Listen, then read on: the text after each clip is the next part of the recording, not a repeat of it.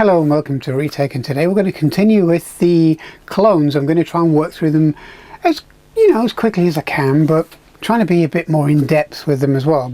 So today we're going to have a revisit to the Sizif 512. Now, you had a look at that board before in the previous video, and as I said before, I liked that board. That board made a lot of sense, and it was low cost enough to be a kind of ZX Spectrum replacement for people who want to try and preserve their current ZX Spectrums, not use them so much, so they're liable or less liable to break down in the future, or they wanted something really reliable that they could just wheel out and use and enjoy. And that's where the Sizif 512 kind of fit into place. And we've also had a look at this as well in a previous video, which is the ZX Spectrum next clone, the Ngo, which I actually like. I actually like the ZX Spectrum Next for basically what it is, but as I said in my previous video, I still think it's rather expensive really for enthusiasts and hobbyists and people who want to kind of relive some of their nostalgia, or be able to kind of learn to program on the machine all over again, or even just play the games at a slightly faster, more smoother speed, because 99.999% of the software that people are going to use on one of these, or a Spectrum Next or a ZX Spectrum clone, is going to be the previous versions of the old ZX Spectrum games. They're classics.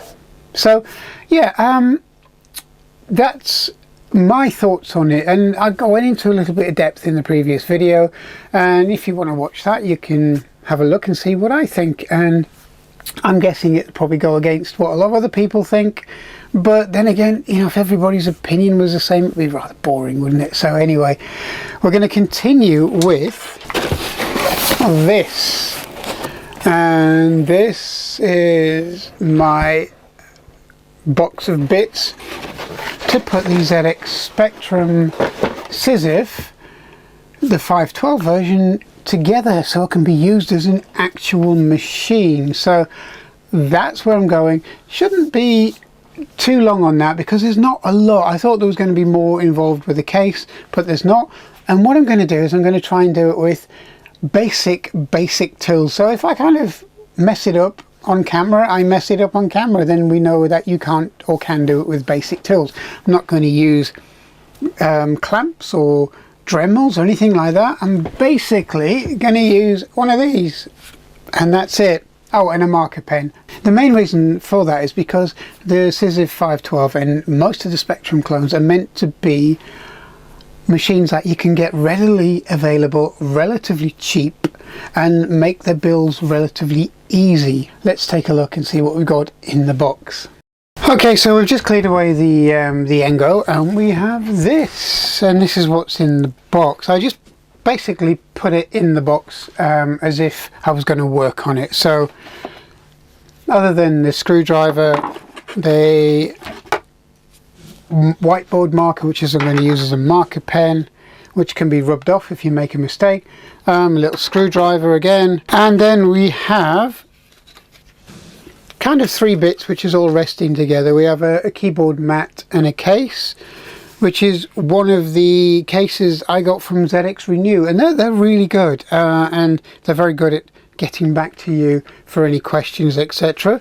I got all yellow because basically it's not going to be an original Spectrum, and it needs to be different enough for it to stand out as not an original Spectrum, so you can't mistake it for that. Again, it's not a bad copy of the original case off the mouldings. It's even got a little bit of texture here as well, and the white writing on the ZX Spectrum badge.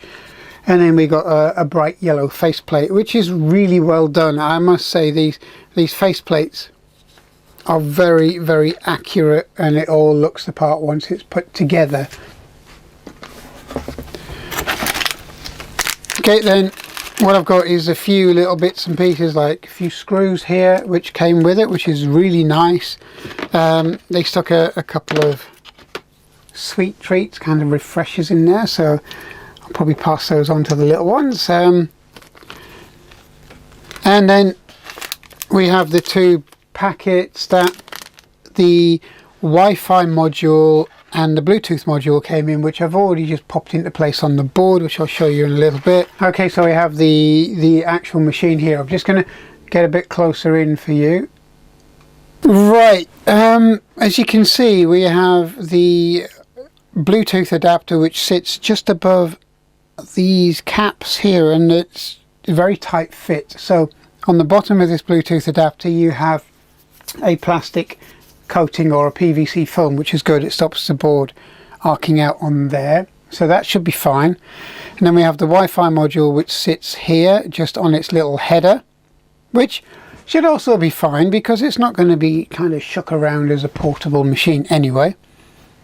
Now if I remove this board, which actually lines up amazingly well, if I pop it here, all of the lineup marks and the screw holes actually line up 100% perfectly, so which is good. So this is the board in its kind of glory, with the Wi-Fi module and also the Bluetooth module on board. And I like this board a lot, but we have the two switches here, and we also have the SD card here, which has to be able to come out of the case. Now it sits very tightly up against this case here. So what I've done is I've taken the marker pen and just marked out the distance. Now it's going to be very, very difficult to drill into this case here without actually making a mess of it. So you may have to cut a slot, and once you've cut the slot you'll be able to get the card in because it sits very tight up against here. Okay, the other bits are just the two push buttons which I've marked up with the marker pen, and really once you sit the board in it's quite obvious where they're going to go. Okay, so again, if I mark it up, which is roughly going to be the size of the holes I'm going to drill, that'll be easy to slot into. So I'm going to move this board out of the way, and really I'm just going to get to work, and I'm going to use a drill bit I chose, which is quite a large one, to make sure there's enough of a hole to actually press the buttons and it's not too tight where it snags and catches on them as well, because they won't be coming out of the case that far.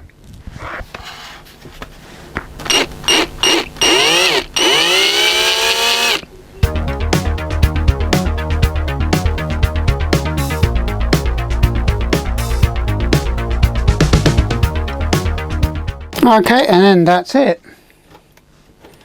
and you will be left with some plastic residue on the case, which you can just trim off with a craft knife. So that's next.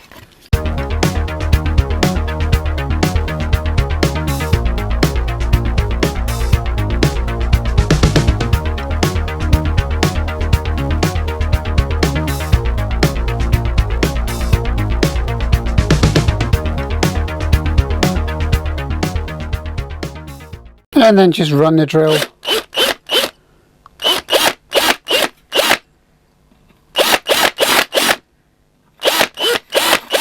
And there you go. You've got two perfectly round holes, which is good. And that's all you need. So test fitting the board. We're just going to pop it into place. Okay, we need to bring them a little bit closer to the top of the cage.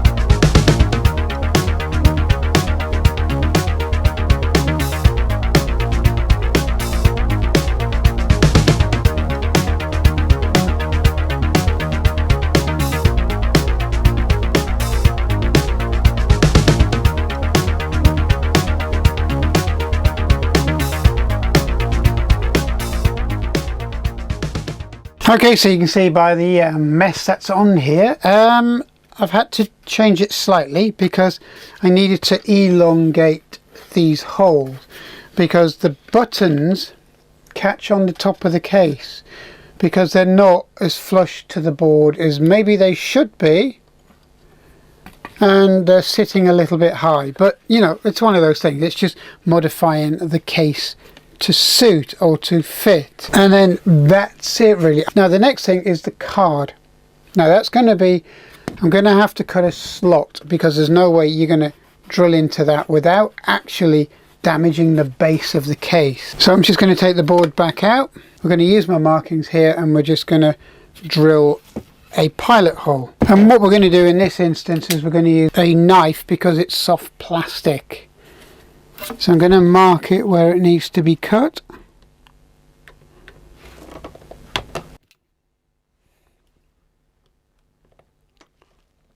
So we've got 2 marks there, and I'm going to use one for a pilot.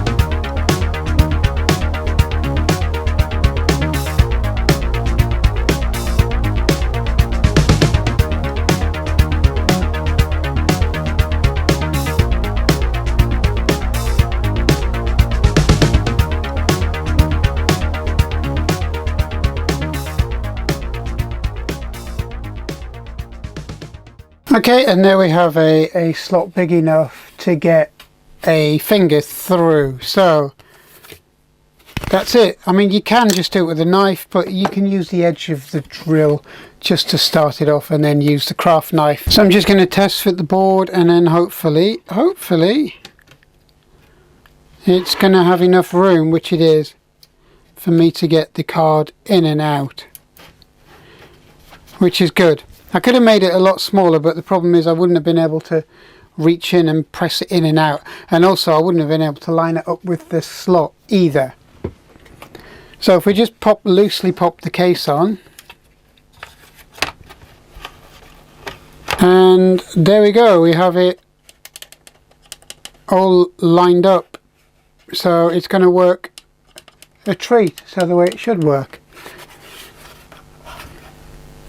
And there we go, so I can get that in and out by putting both fingers on the side of it and pulling the card out rather than trying to struggle. So that's good. So what I'll do is I'll make a tiny little plate just to make a surround for that later. I'll just make one up, but that's roughly how it's gonna be. Okay, so it looks really well done. It's very smart. It's quite neat on the back. Just need to take off a few little rough edges when I'm finally happy with it, and even the port on the side where I can actually press it out and then get my fingers in and take the card out is a boon, because I can actually see and line the card back up and pop the card in without it actually going under the machine and then you having to take it apart again. So that was the idea for the extra wide gap here. Okay, so let's get it plugged in and we'll see what we can do with it. One problem we got is that this opening here for the video out to SCART doesn't actually allow the lead to fit, because it's, look at it, it's chunky, it's way too big, and it fouls the corner. Now you've got one option is to take it apart and cut that bigger, or the better option, which is what I found, is to actually cut off a little piece of the strain relief, which is fine because it doesn't actually affect it, and then it fits really well. And you can see how much of the strain relief here that has to have been trimmed away. So once you do that, you just apply a little bit of super glue under the plastic shroud and strain relief, and then you're good to go, and it can be plugged in to the machine as normal, and it fits really well just in the back of the machine here. So that all works, and that works a treat. Okay, so there we go. This is a Spectrum clone colorless Sizif 512 that seems to be fully working, so that's good.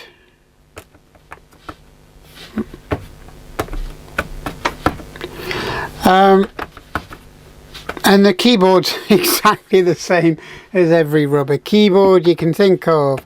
I do think that these copy membranes are not as good, or these recreated, they're not copies, are they? They're recreated membranes, aren't quite as good as the originals, but they're not bad. You know, you can't really do much else. And you can see the little LED shining through the case, because the cases are a lot thinner really than the original ZX Spectrum cases, or they appear to be, because I think they're probably a little bit more on the translucent side. So if you're wondering why I didn't cut out the space for the joystick interface on here, yeah, I was kind of chatting too much and I kind of forgot, so I've done it. So it's all on the back now, so I'll quickly just unplug this and I'll turn it around and show you. So you have the joystick interface on the back, you have the two switches on here for reset and your directory,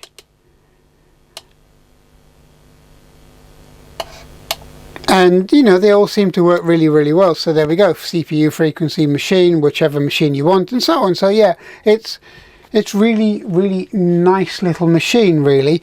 And I've done everything slightly oversized because I like to be able to get hold of things, and what I'm going to do is make a cover plate just for these bits on here a little later. And the fact that I can get hold of the card out the side is still a bonus. I mean, I'm really glad I did that, because I got another case off camera and I tried to just put a slot in there and I couldn't do anything. I couldn't get the card out of it. So it's not worth doing it so tight, because the cards are recessed into the machine. They actually go in about probably 1/4 of a centimetre or so, and what happens is you can't get hold of them, so you need to make it a slightly bigger gap. But yeah, I'm quite happy with the way it's come out. It can be done with some basic tools. So let's have a look at what this machine can actually do.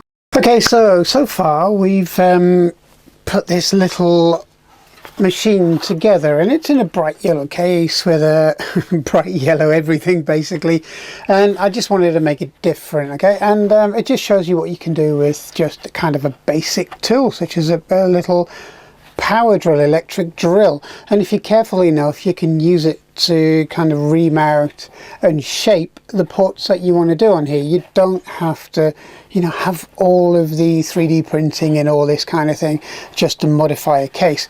It takes a little bit of time, and you know, you can just basically just ink away at it a little bit at a time until it's done.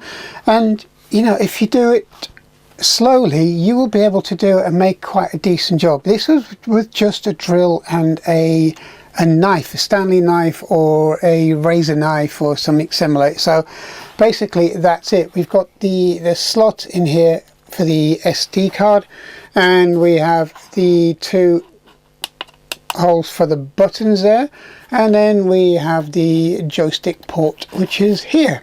And I made everything slightly oversized for a reason. That one, so I can get my fingers in to get the card out, because it really does stay inside of the case on this board, so that really without putting extensions and having bits hanging out of the case, it's probably the most sensible way of doing it, and when it's on the desk you don't see it anyway.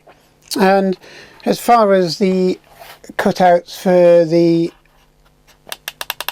switches are concerned, well, they're momentary switches, they just need to be pressed now and again, and you know, it kind of sort of matches, I think, the other size of the ports that are on the board, or the original cutouts in the case rather. And again, the same with the joystick port, it's a little oversized.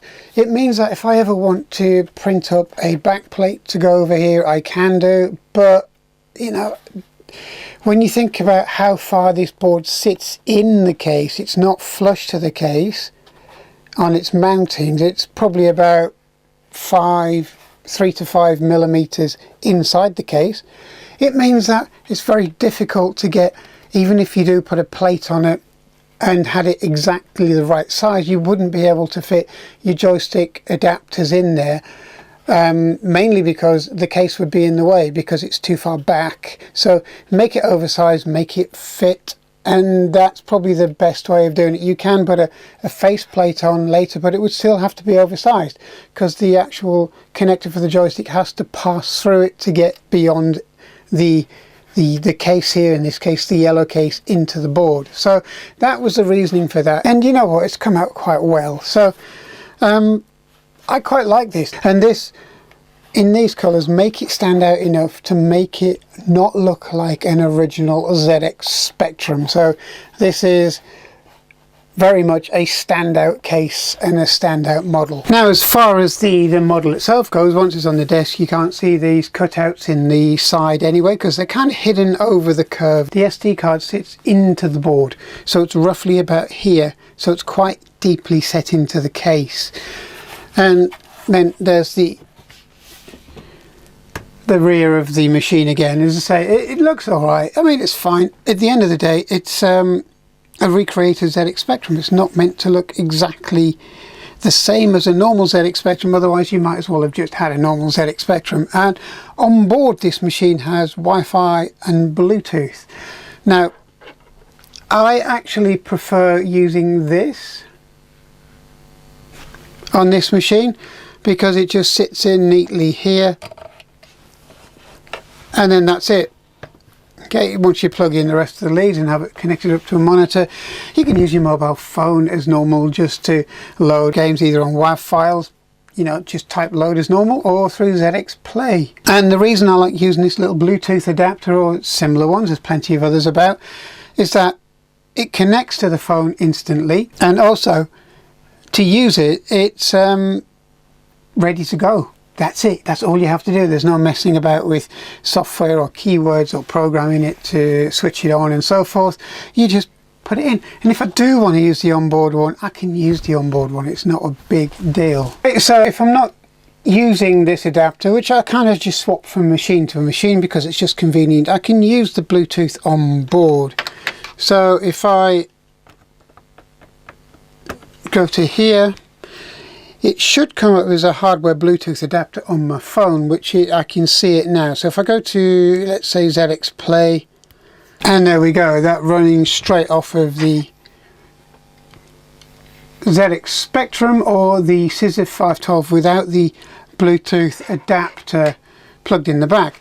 Either way, it really doesn't matter. I just find this much more convenient because it's set up on my phone permanently, and I have a lot of Bluetooth devices set up on my phone, and it's kind of getting to the point where it's a little bit confusing at times because there are so many devices on the phone. But you know, works, as you can see, straight off the bat, straight off of the device, which I really like. So I really do need to get labels on the bottom of these just to put out what device is connecting to what, really, to be honest. But there you go, it works, and that's the great thing about these clones, is that they have much more features than the standard ZX Spectrum. Now, as you can see, everything works fine, and there's a full screen image of it loading. And again, I'm going to stop it on the loading screen because, again, somebody's claimed the music to this, everything to do with Monty on the Run, some band or some groups decided to claim the music or the intro, whether it's the Spectrum or the Commodore, which is a bit weird. But, you know, there you go. People probably don't have the imagination today that they used to in creating new tunes. I don't know, but that's the way it is. So anyway, I'm just going to pause this here, and we're just going to take a look at the machine itself. So I'm going to do a reset on this, and we're going to come back to the main screen. Now, the things I've actually found which are really nice on this machine is not just the fact that you can alter the frequency, but also the fact that you can use it as various different machines. And to use it as various different machines, it's just back into the menu, and I really like the way it's kind of been set up. I know it's very similar to the ZX Spectrum Next, the ZX Engo, the Harlequin models and many others, but I just think that the options you've got in changing the machines are very nice, and also with the frequency modes as well. And now I've used it for a while, I really do think this is one of the nicest clones out there, really. It's kind of not my favorite, but it's kind of getting there. I mean, it's not a full recreation in hardware in the same way the Harlequin based clones are, etc., but you know, it does everything that you want it to do. So if I go to exit, it's also, apart from the Bluetooth and the wireless option, it's also got a built-in div MMC, which is really, really nice, and it's, you know, nicely structured. It's very quick, and you know, the way the key system works on it works really, really well.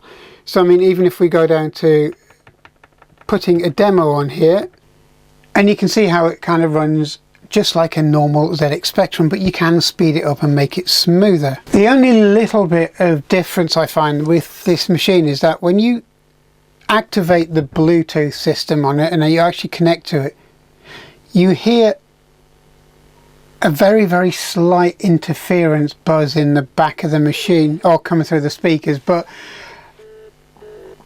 it's not a big deal, and it wasn't noticeable before I activated the Bluetooth system on here, as in connected to the phone on it. So it could be the way it interacts with a mobile phone. But generally, it kind of shows up what the Sizif 512 can do. I kind of understand that this machine, where people say that it is a good alternative to a Spectrum Next, and it's obviously a good alternative to an Engo, and I completely agree with that. And if I hold this in, I can just change up the frequency and then continue.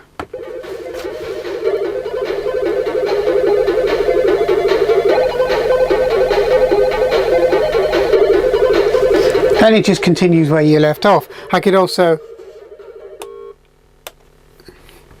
really whack it up to 14 megahertz, which is as quick as this machine will go. And to be honest, it's as fast as you ever need for it to go for ZX Spectrum games, because at that speed they play too fast. Anything from 4 to 5-ish to 7 on a lot of the games makes a massive difference. But after that, some of them get unplayable. And you can see how much difference it makes on the graphics and the way it moves. That's something a ZX Spectrum could never do on its own. Especially not at this pace. I mean, it would have been nice if the ZX Spectrum could have done these kind of CPU speeds in the beginning, but it was way beyond the original clock speeds of the original board, because at 3.5 megahertz it was pushing what the Spectrum could actually effectively and comfortably do without crashing and locking up. But if you remember, the Commodore 64 was around the 1 megahertz option, so you know, the Spectrum was generally faster and quicker. It was quicker at displaying a lot of graphics in a way that the Commodore 64 couldn't do, but the Commodore 64 had its advantages as well of sprites and so on. So yeah, they were both a bit of a match for each other in terms of what you could and couldn't do with the machines. Okay, so what do I think of the clone, the Sizif 512? Now, I've had a bit of a play with it, and I actually really like it. It's kind of climbing up there, and I can see why people really think that it's a good alternative to Spectrum Next. And I kind of agree with that for a lot of it, because it does a lot of what the Next can do. It has the built-in div MMC. It has a really good way of setting the frequencies and speeding up some of your classic and vintage ZX Spectrum games. It recreates the ZX Spectrum 48K really well. It recreates the 128 versions really well. I've ran some Pentagon software based through this, and it's flawless. The machine runs flawlessly. There may be some timing issues with certain things which I haven't found yet. There maybe a few software incompatibilities, which to be honest I haven't come across yet, and I've been playing with it with both the internal Bluetooth and this external mod as well, just to make sure that the era mic sockets work the way they should, to make sure that it can load and save via those, to make sure that everything really what it claims to do, it does. And I'm kind of over the moon with it, and I think that it is a worthy alternative to a Spectrum Next because of its features. It's never going to be a Spectrum Next. It's never going to have the Next OS on it and so on. But as I keep kind of saying, for most people, they're going to want to run their old vintage and classic ZX Spectrum software. They're going to run the 128s, they're going to run the 48s, they're going to run the 16K versions of the software that they have.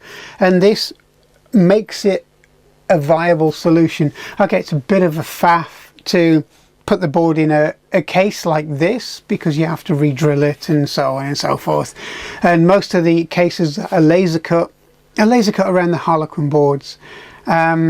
And the Ngo board as well. So there's very few, if any, out there that this board can drop in straight away, but it's not a big deal. At the end of the day, you can cut all of your ports bigger than you need to be and just make them look nice, and that's it.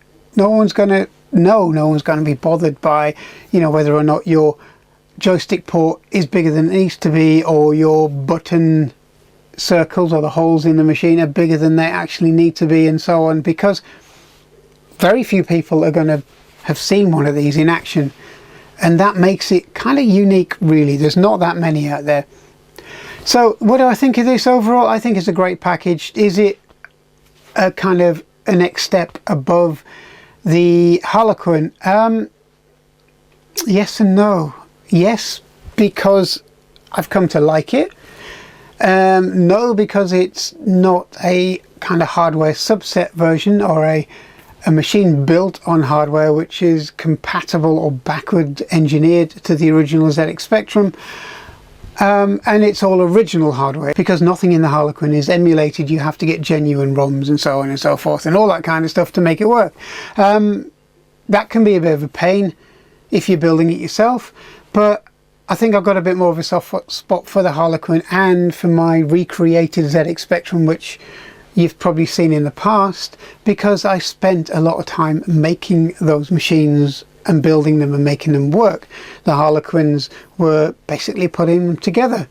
The recreated ZX Spectrum was turning an idea into kind of a reality and making it work the way I wanted it. So a lot of time and effort were put into those machines. Not so much in this. It was kind of put together, put in a case, make it work, and that's it. And it's not a bad thing, because I've enjoyed it. So yeah, if you get a chance, look on the auction sites, either get the kit, or if you don't want to, look around for a ready built one, and then just spend some time dropping it in a case. But in saying that, this could end up being my go-to ZX Spectrum, because it just works and it's really nice. It really does well. The only thing that this really doesn't have are the ZX81, ZX80 ROMs on it. It doesn't have the 1632K ROM set to those machines either, and it doesn't have the Jupiter Ace ROM. It has the 9 Tiles ROM, which I've found a couple of times by mistake, but it's in there and it can be used, but it's not as easy to access as the Harlequin models. But then again, how often do you use a 9 Tiles ROM set? I particularly don't use it that often, apart from when I first got a copy of it and I was just playing with it. Okay, so I like this machine. If you get a chance, go out and get it. You know it's going to work, you know it's going to do everything that you need it to do, on judging by the last couple of videos, and you know it's quite a decent machine. Now, as an aside, I've noticed that cases, membranes, keypads, faceplates are getting fairly short supply for the ZX Spectrum. So if you want to do it, I would kind of do it now, because I think we may be at a tipping point where all of the remanufactured faceplates, keypads, membranes and so on, and cases are coming to the end of their production run. So they'll have built so many, and then that's it. Once they're gone, they're gone. And I think that's where we're heading, because a lot of the places, including ZX Renew, I think it's Mister as well, and the active consultants, are finding it difficult to supply them as well. They're generally out of stock in a lot of places for a lot of the colors and the types you want. So again, if you're going to do it now while you can. And that's the same for the Engo.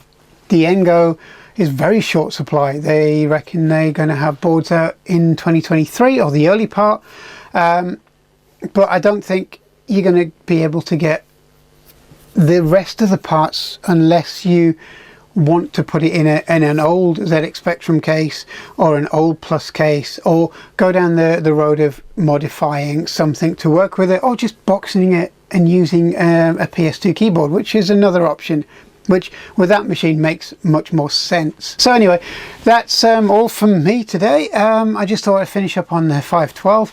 I'm going to try and cover a comparison video of all of these machines that I've got so far, all of the clones, to give you kind of an idea of which one you may or may not want to buy. And so far though, the Sizif 512, I would not have a hesitation in buying, and especially if you get it built into a ZX Spectrum style case, that makes a massive amount of sense for these machines. So anyway, thanks for watching. I hope you enjoyed this. Please subscribe, please have a look at my other videos, and I hope to see you soon. Thanks a lot. I'll see you soon. Bye bye.